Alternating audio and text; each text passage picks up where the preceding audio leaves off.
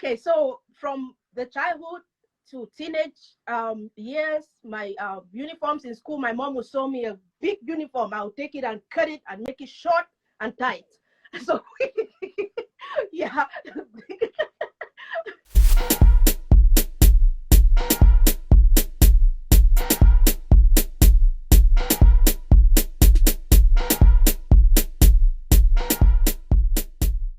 Thank you all for joining us on another episode of Iwing Marketplace Chit Chat, where we give the opportunities for entrepreneurs to talk about themselves and what they do, so you can learn from them or you can connect with them.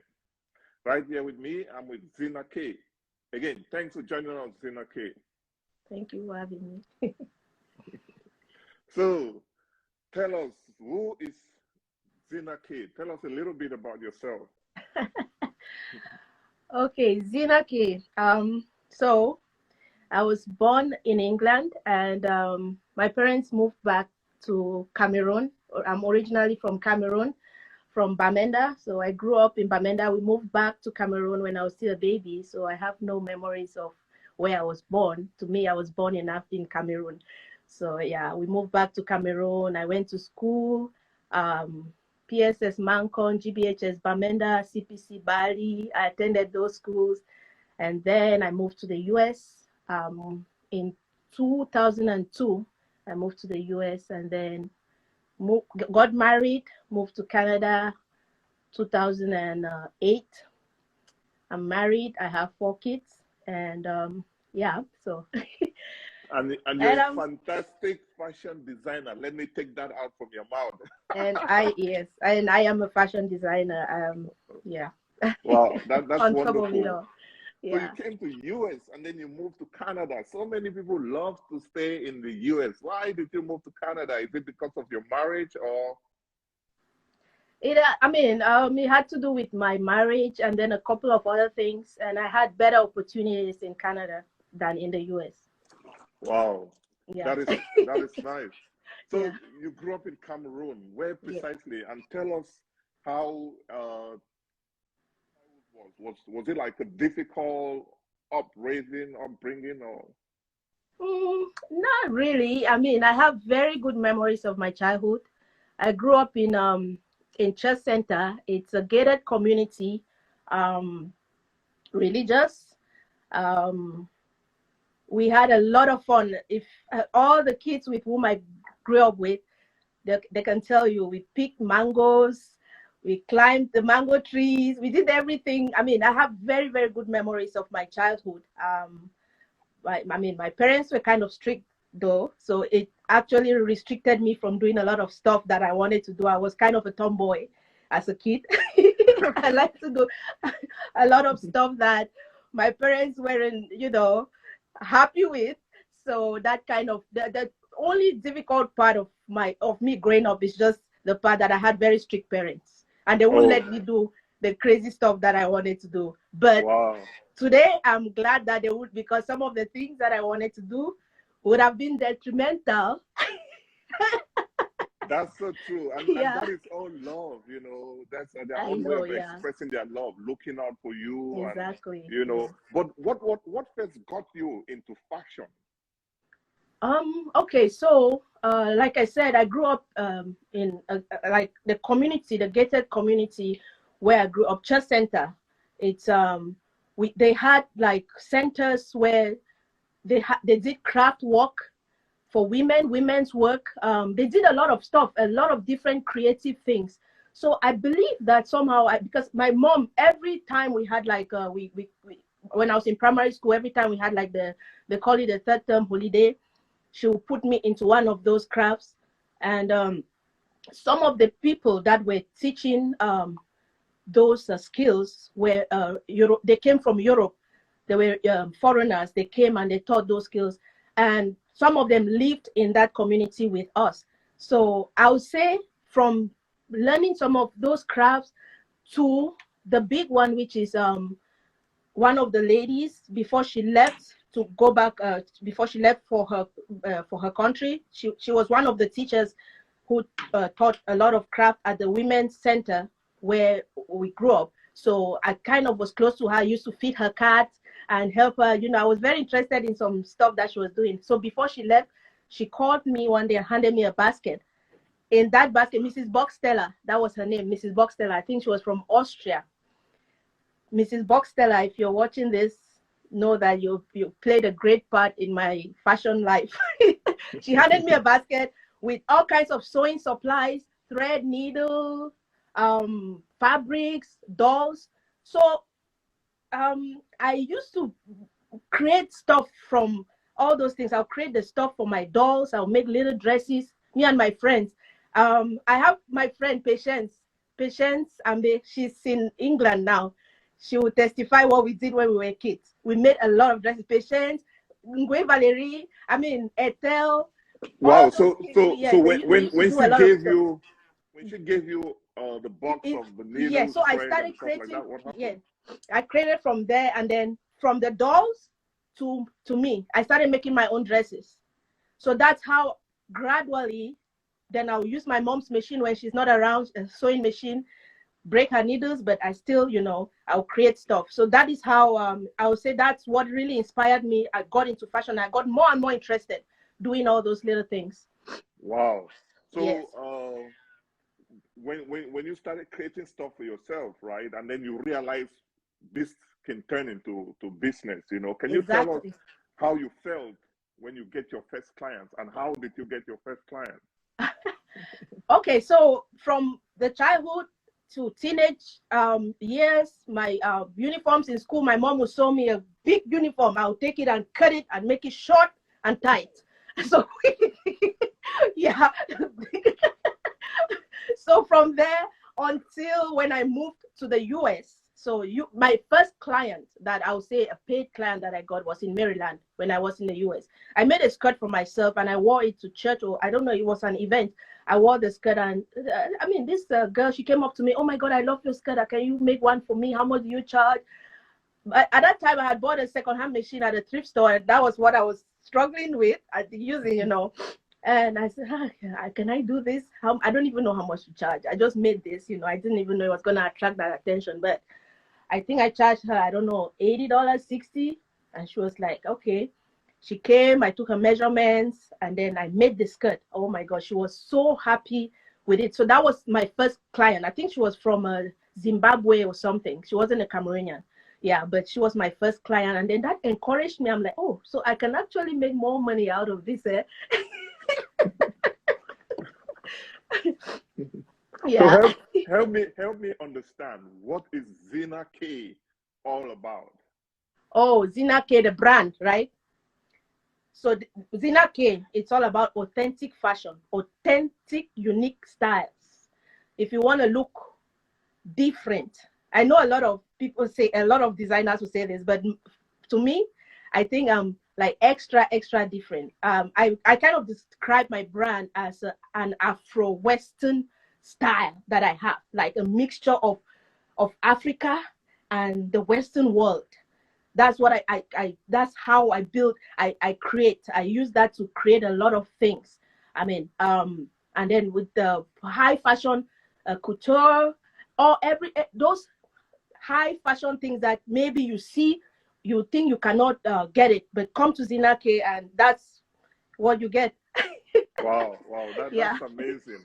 And I've gone through your website and, you know, your Instagram.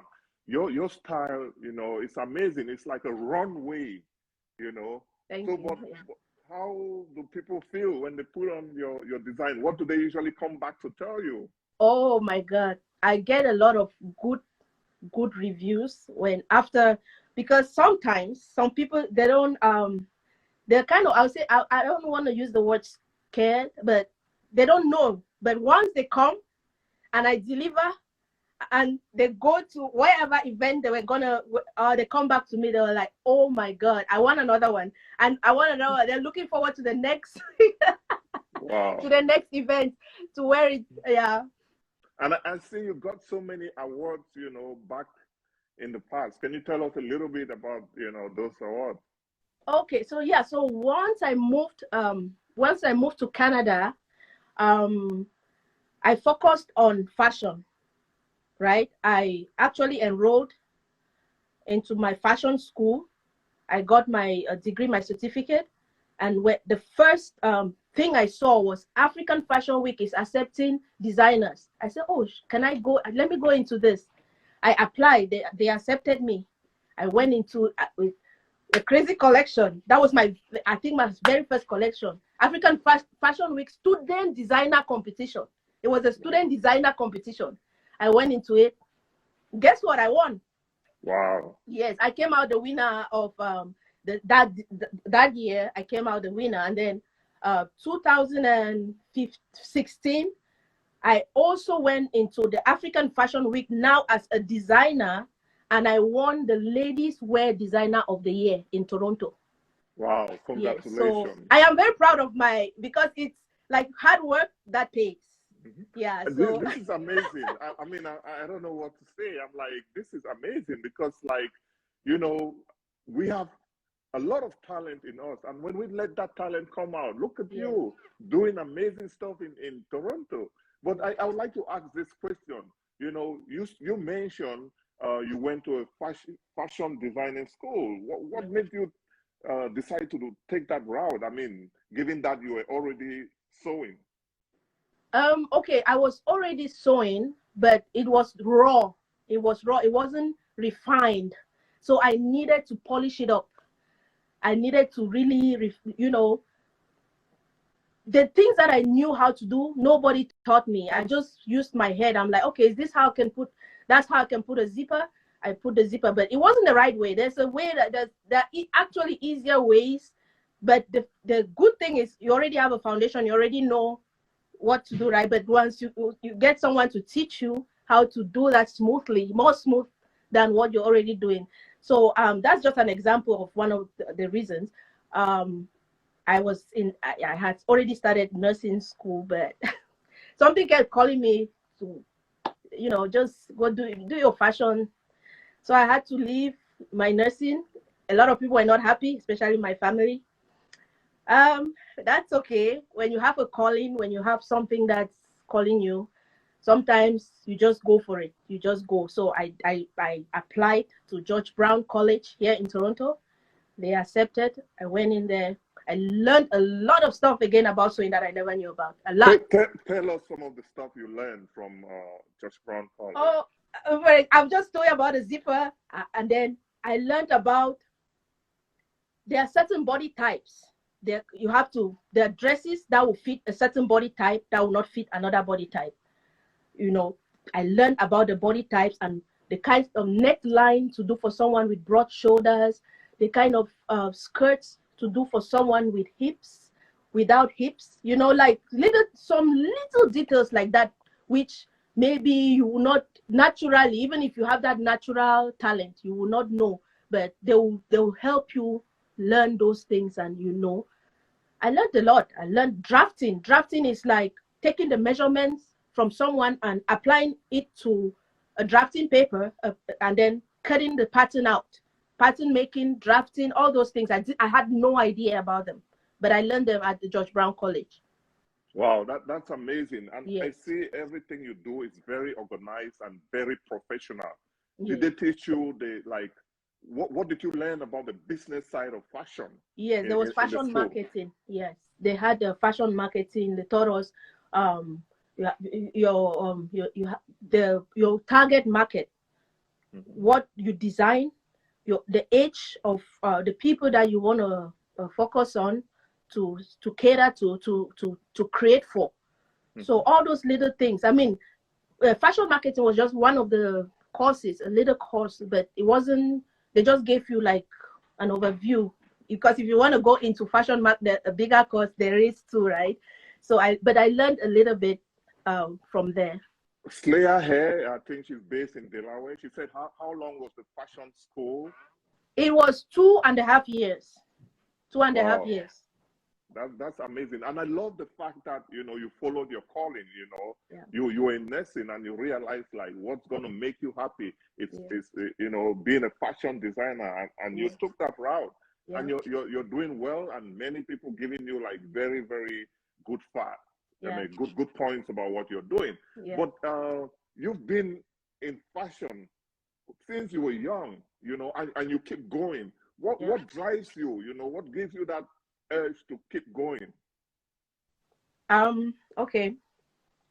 So when you create something, like I'm all about bringing happiness to the world, right? I know that what I have, I can use that to make people happy. So I know that a lot of people will not think that's something, but it is a big deal to me when I see the smile on my clients' faces. I see the happiness, I see the joy after they've won something that I made, you know. Those are the little things that just encourage me, and then they come back to me with very with a good you know positive review, and it just makes me, I just want to keep going. You Wow, can make people happy through fashion. that's amazing. I mean, you know, it's just like me. I love to do things that make people happy, and I'm really glad you share that as well. I Yeah, mean, so but you know, you've been in fashion school, yeah. you've been doing all these beautiful designs out there, and I remember you said you're a model for, oh, you know, how do you juggle motherhood and handling your business at the same time? Yeah, it's not been easy, but well, all I can say is with the right uh, partner, if you're with someone, I mean, I'm not having the babies by myself, am I? So, but with the right partner, if he's my husband has been very supportive. Like when I have fashion shows, when I have like pop-up shops, I mean, when things were still good, right, before coronavirus, he would stay with the kids and I'll go about do my business and I'll come. He's been very helpful. So I'll just say the only thing that has really helped me, especially because I decided to build a family while following that path, my husband has been a great support system to me. Yeah. So, That is wonderful, and yeah. kudos to your husband. Kudos to all the supportive husbands. Yeah. Keep pushing them, wife, and keep making them happy. Yeah. A happy wife is a happy home. Yeah. So, tell us a little bit about, like, if I'm in New York, or for ladies like in New York, in Maryland, they want to have something of Zeena Kay, and they cannot come to Canada. How can that happen? Oh, so yeah. So I do have a lot of clients who are not in Canada. A lot of my clients are in the US, especially the US. So custom orders, that's how it works. So I have a section on my website. You just go, you fill out the custom order, you whatever you want.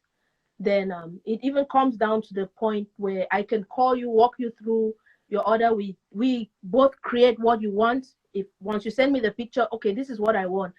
I ask you a few questions, your size, your measurements. If you cannot take your measurements, I send you a video, a tutorial on how to take your own measurement. Because a lot of people say there's nobody here to help me take my measurement, but there is a tutorial of how to take your own measurements yourself.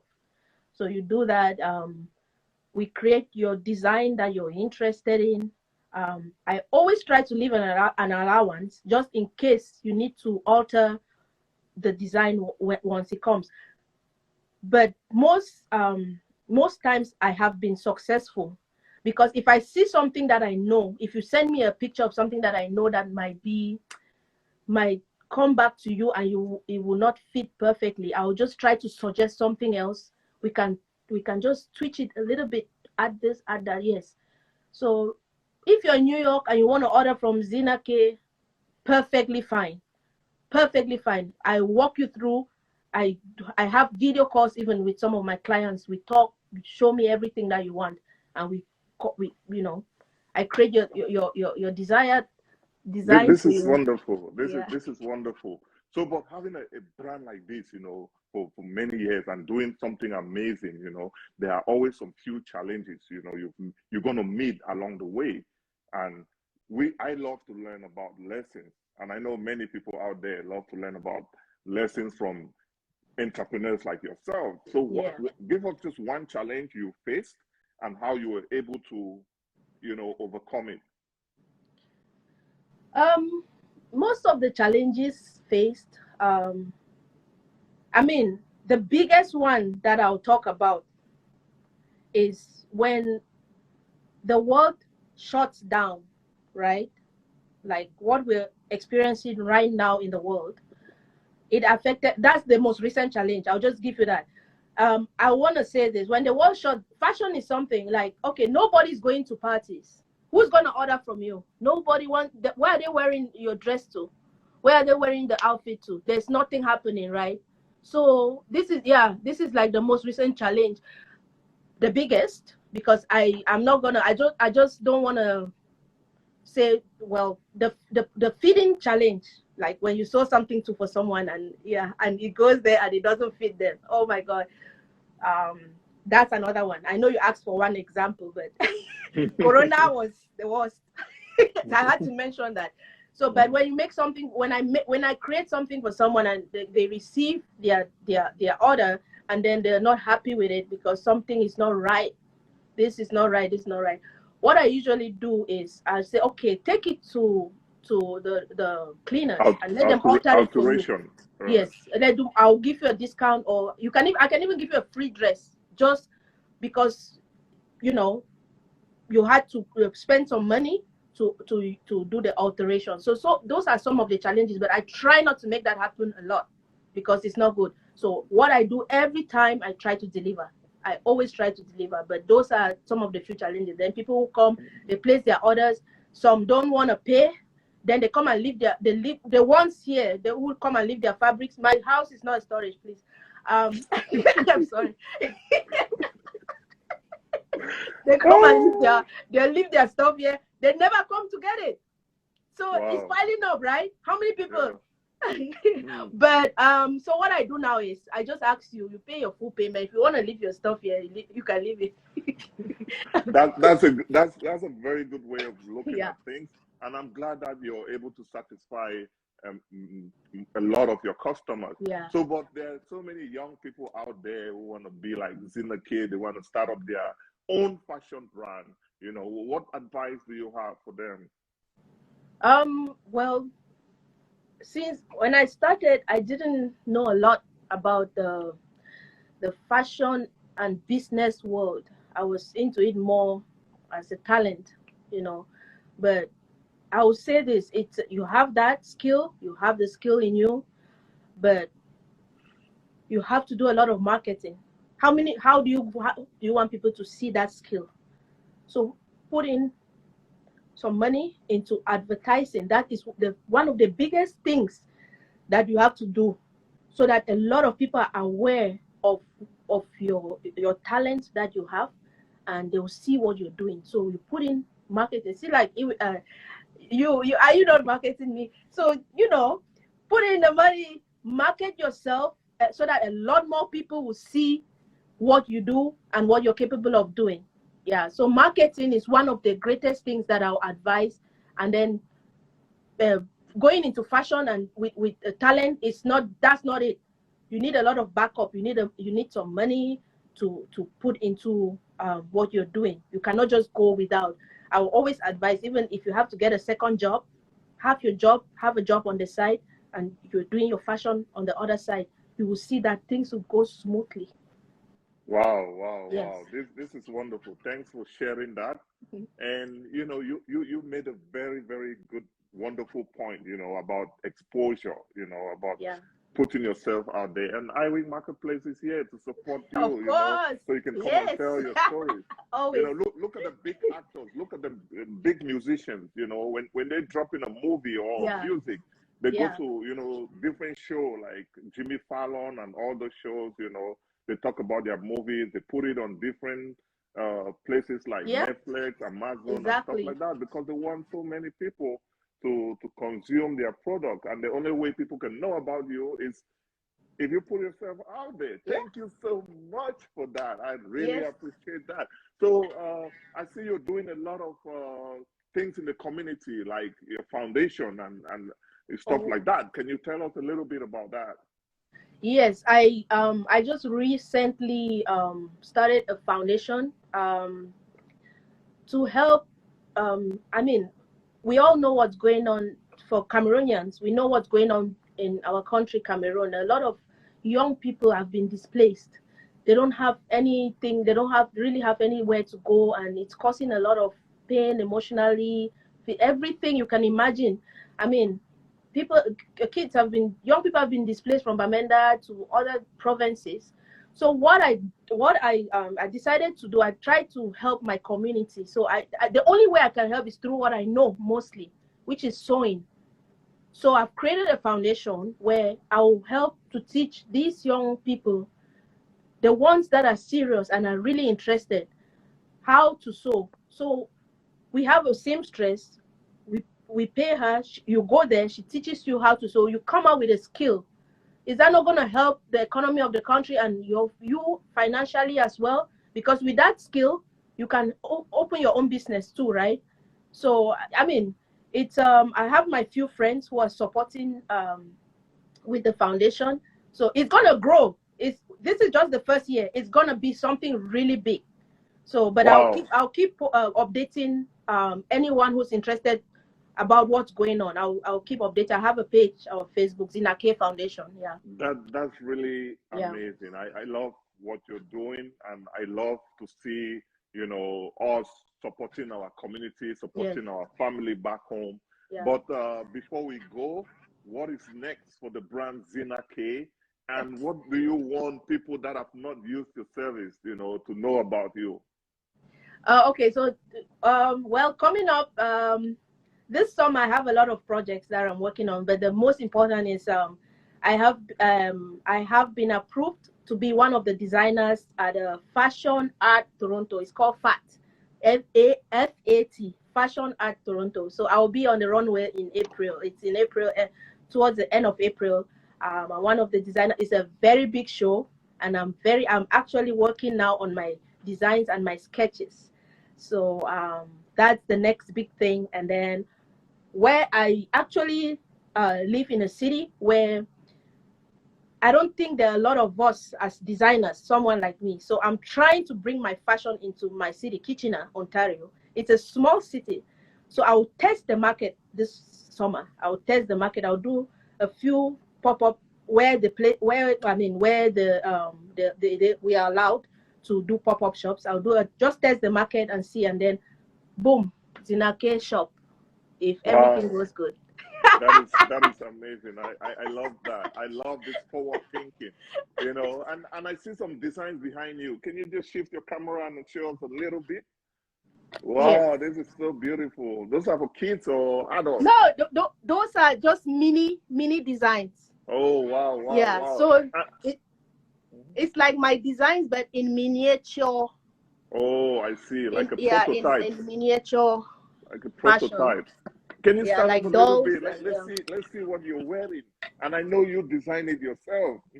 Wow, look at that. Look at that. Isn't that amazing? Zeena Kay in the building. Thank you. Thank you so much, Zeena Kay. It's been wonderful to have you on Iwing Marketplace Chit Chat. Keep doing what you're doing. I appreciate you bringing me to your platform, and it's a great platform to show people what you do, and you know, they get to know you better. Thank you so much, and thank you all for watching this episode of Iwing Thank Marketplace. you all. I see some of my friends watching in the background. My boo-boo, yeah, so Jamila. many.